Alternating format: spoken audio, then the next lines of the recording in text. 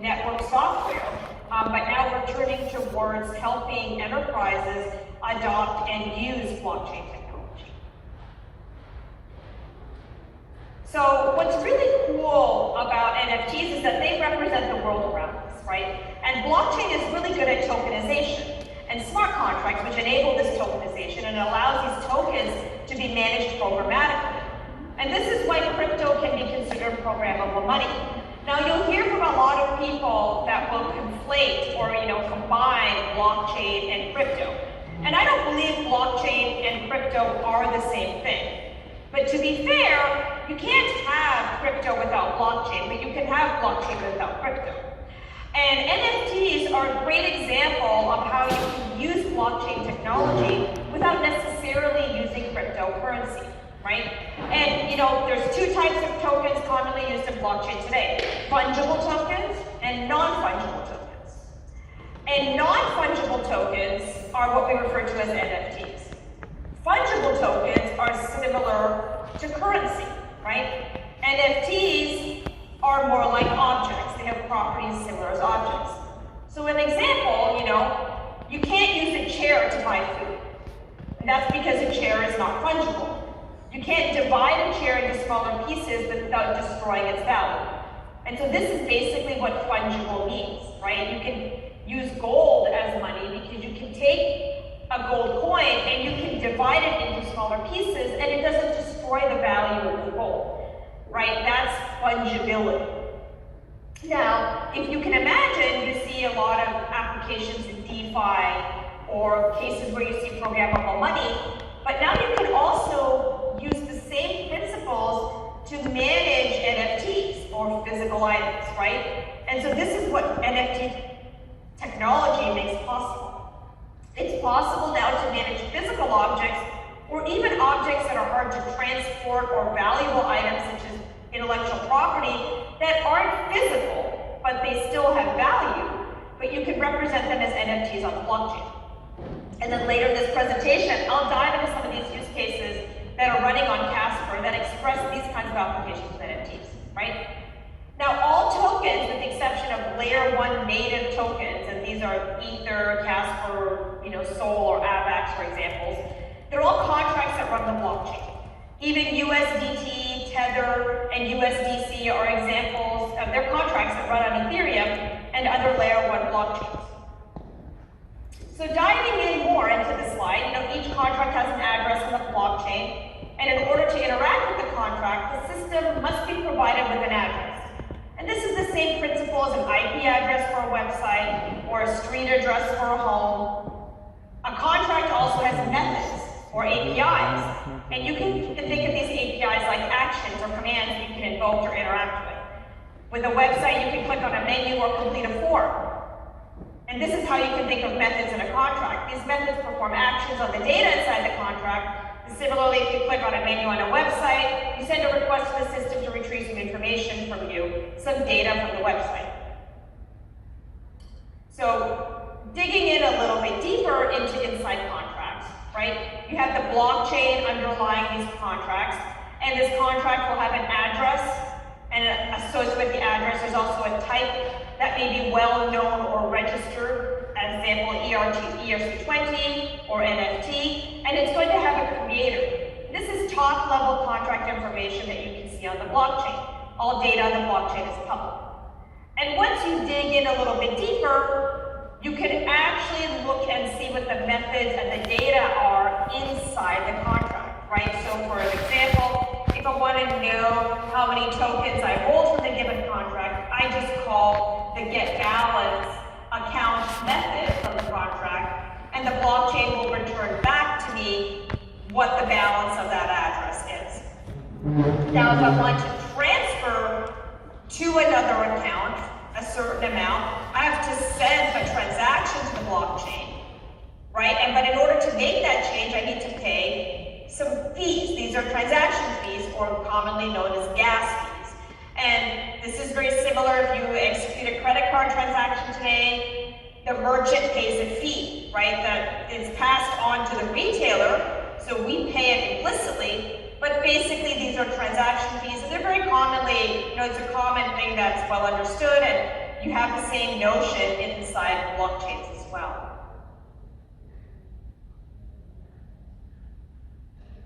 So once an item is represented on the blockchain, it's possible to track it, observe changes about it, perform exchanges on it, and do much, much more, right? And before today, NFTs were really, really basic. They were used to represent digital art.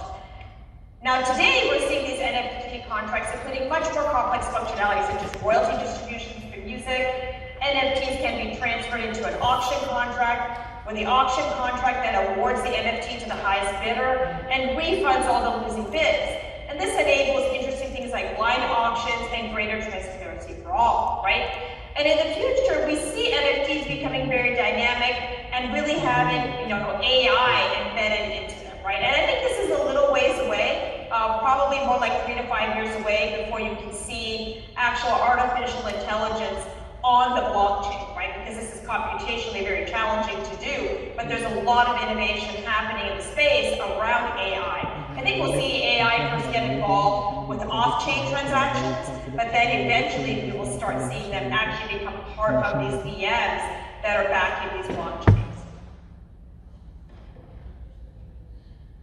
So what is the metaverse? You've probably heard a lot about the metaverse and people buying things in the metaverse, owning things in the metaverse. And my kids would say it's mom's view on things, right? But it's much, much more than that, obviously. It's a novel concept where you can own a piece of a virtual world. And, the biggest metaverse, the biggest, most well-known metaverse is Decentraland, right? So if you go to Decentraland, you can create, explore, and trade in this first ever virtual world owned by its users, right? But you can also experience pieces of the metaverse even in game space. So there's a lot of what we call Web3 games that are being developed, where, as an example, if I get to a really high level and I, get all kinds of crazy credits in the game, I can purchase a super special, weapon, and I'm the only person that maybe gets this weapon at this level of the game. But that weapon is an NFT in this Web3 enabled game. Now what happens is the next time I start my next game session, I can actually bring that NFT with me. I can log in with basically my wallet, if it's Ethereum and MetaMask wallet, if it's Casper, it'll be a Casper wallet. I can log in with my wallet and I can retrieve that NFT. And the game will recognize that NFT and its associated properties and allow me to have access to that weapon earlier in the game. So it used to be that when you play video games, that everything you got within the video game was only ephemeral in that session, right? So you would actually have to get to that point in the game again to take benefit of that weapon, right? Basically, do the same thing over, right?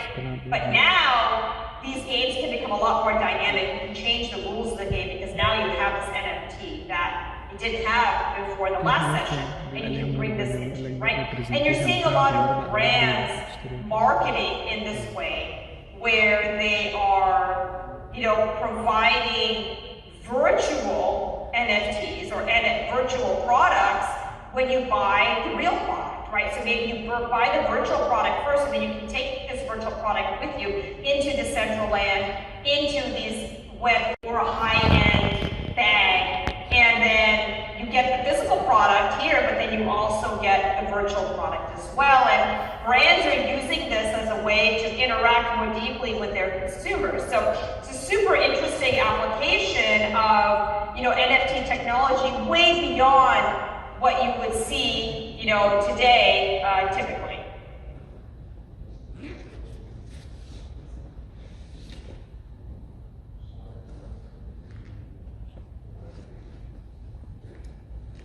So let's talk about some use cases, right? Because ultimately we're here to talk about, how we can implement, right, blockchain solutions that consumers can take benefits from, right? So we have digital rights management, right? We've got an IP, intellectual property tracking system, whereby you can mint patents on the blockchain. And then there's a patent marketplace that allows you to buy, sell, and observe who owns a given patent.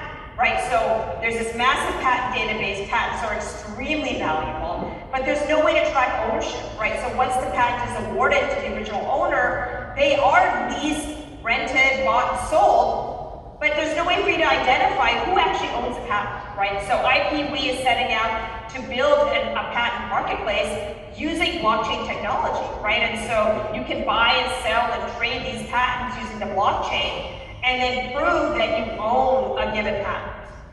We also have auction marketplaces, right? Web3 enabled auctions for high value assets, which are whiskey casks.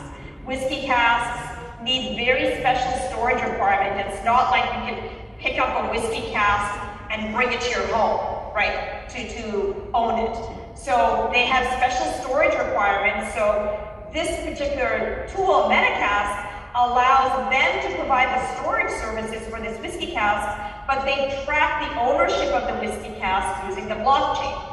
So people that want to auction off or trade their whiskey casks, they can buy them as an investment and hold it for 10 to 20 years, but they're able to trade the asset if they want to get liquidity. And also you can get greater discovery, right? These used to all be traded purely based on an Excel sheet. And so now when you create this marketplace, you can get greater discovery, more people can get access to buying and participating in this. And you could even look at potentially fractionalizing ownership of a given whiskey cask, where you can have multiple participants own a piece of it instead of just one individual person owning a piece, right?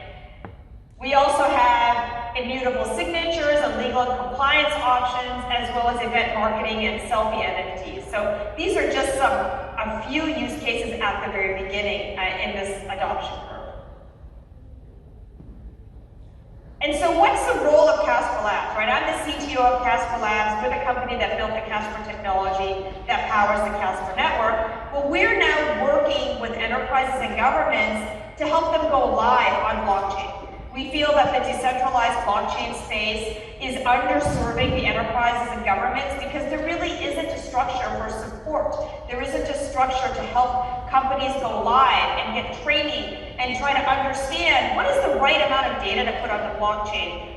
How should they use the blockchain? How does it integrate into their existing application stack? And so you heard from Ahmed earlier today in terms of how Casper integrates seamlessly into a Web2 stack and a lot of the core features of the protocol layer. Well, we still have a lot of education to do in terms of helping companies go live with blockchain technology. And so that's what Casper Labs provides in terms of the service. Thank you so much for your time today and your attention. And I'm happy to open it up for questions, or if there's any comments, I'm here for you now. Thank you very much.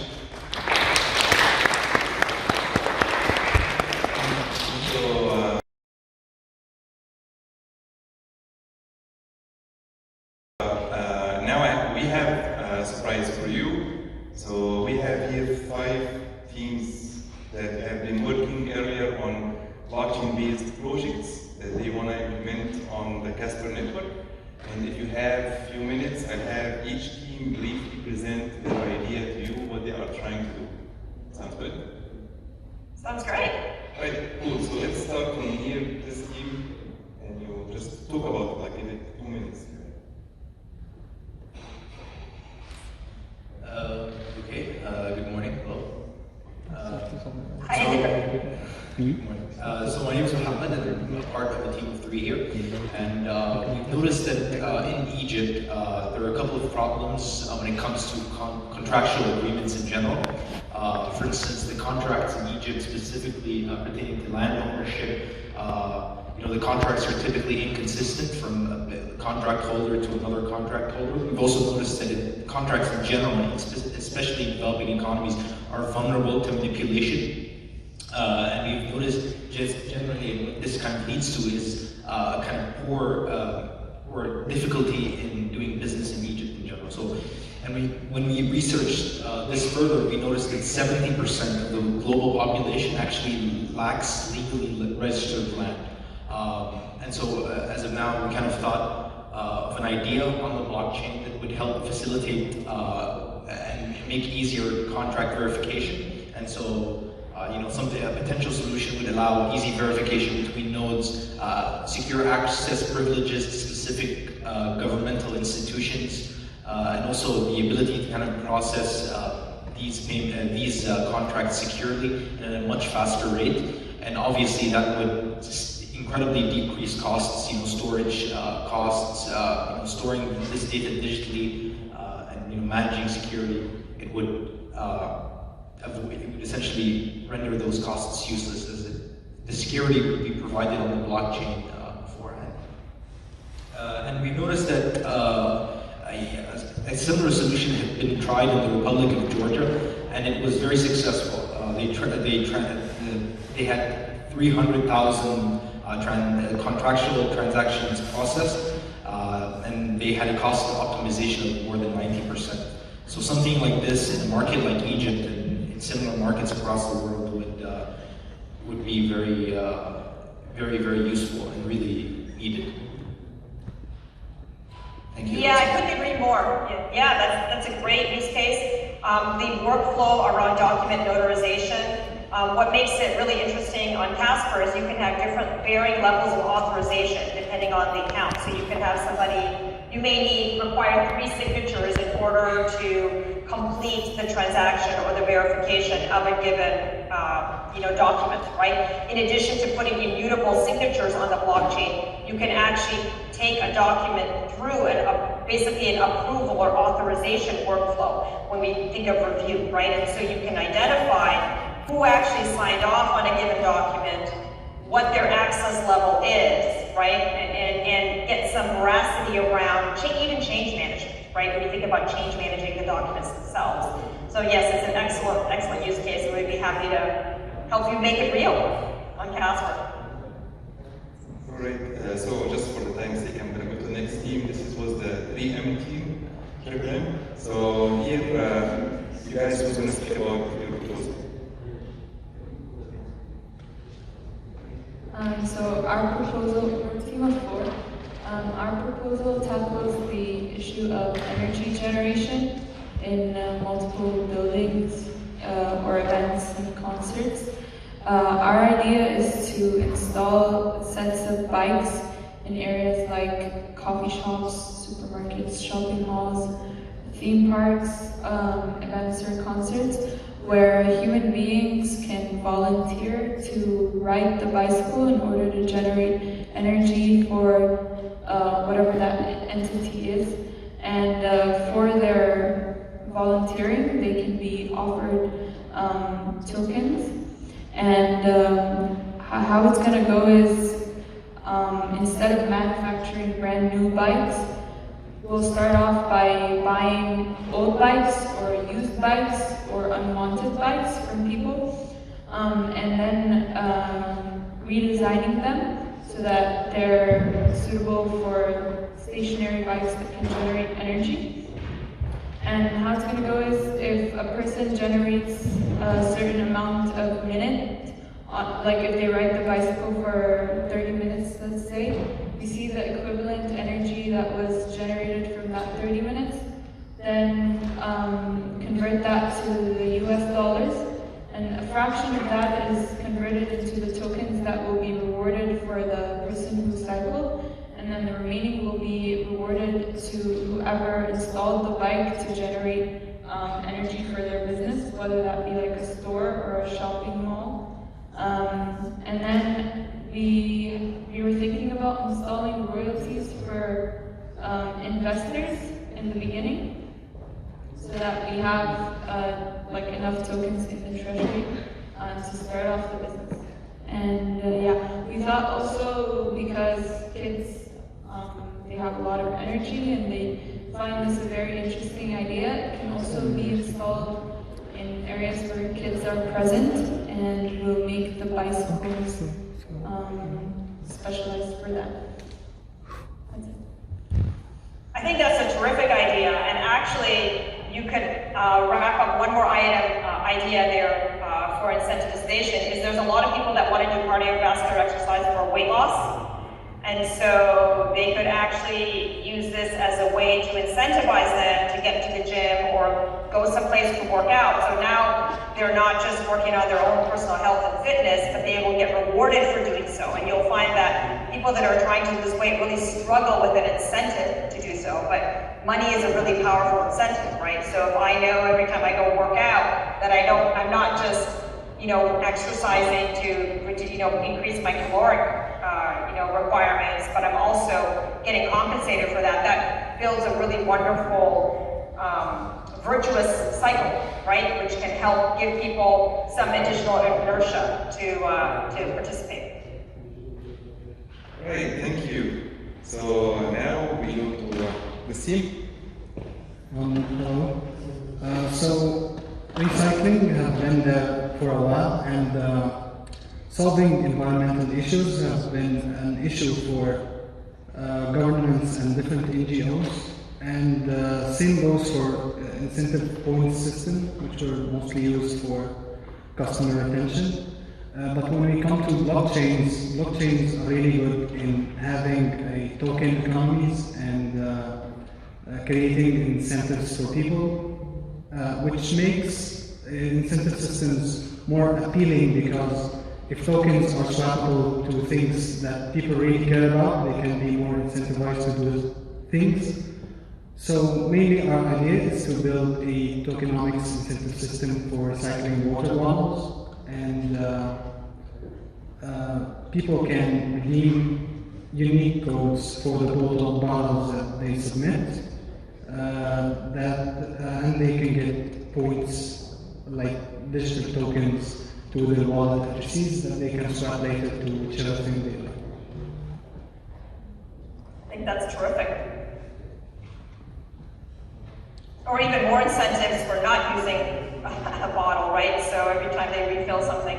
In the United States, they have these refill stations where you can refill your existing bottle, and it keeps a track of how many bottles were saved, right?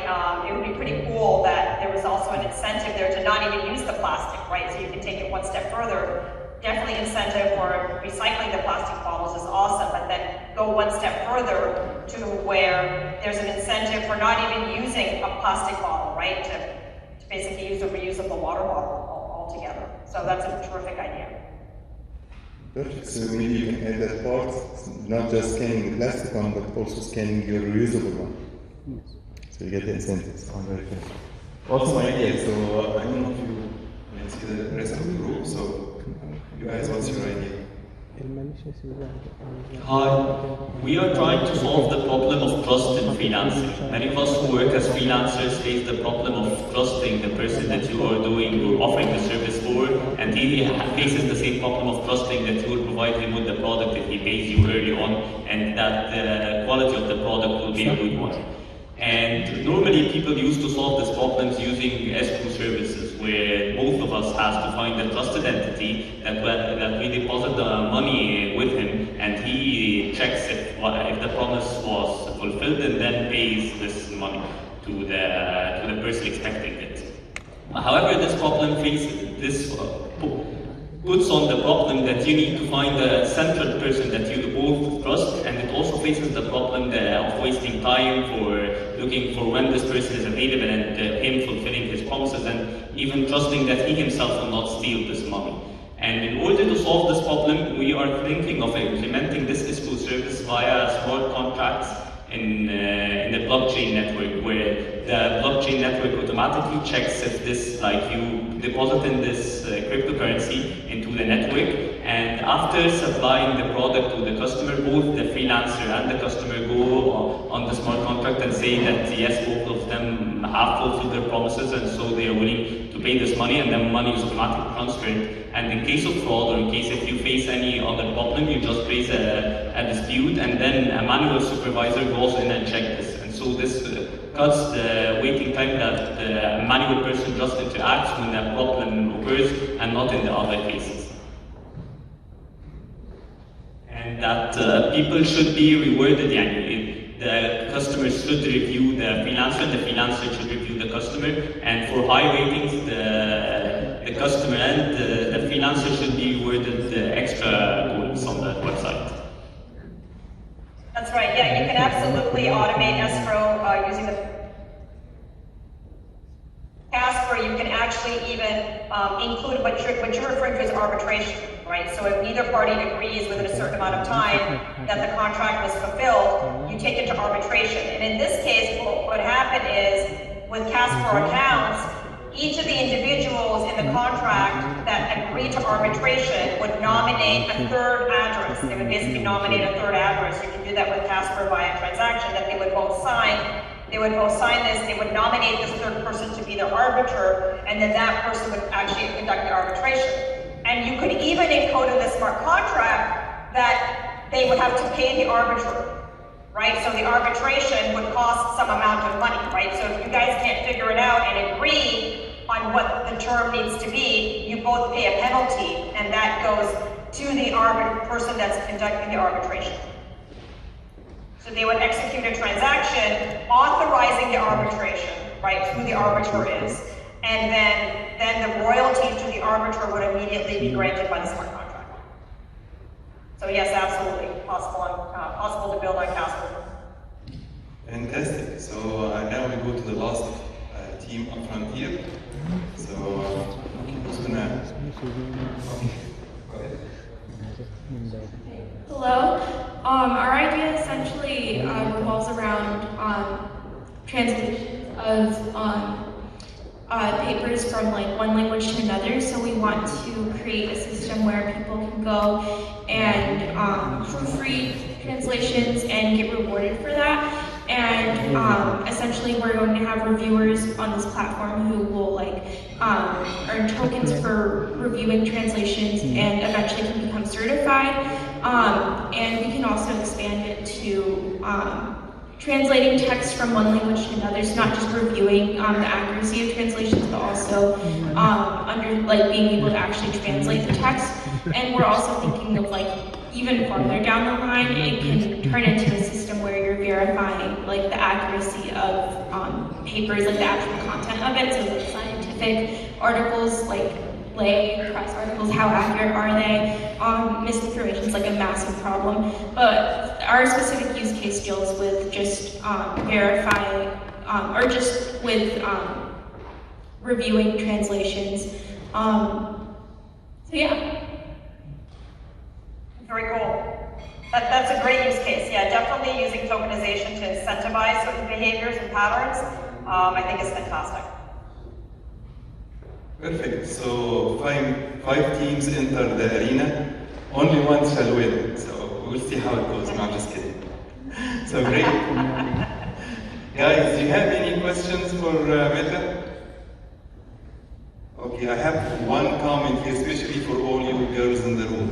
We have a huge blockchain system, and CTO is Meta. So when they say there are shortage for women in STEM, this does not count what's happening here. So y'all can really excel in doing those. So show us what you can do, okay?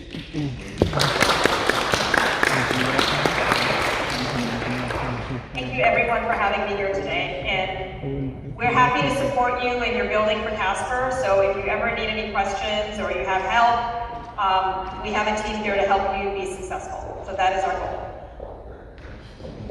Thank you.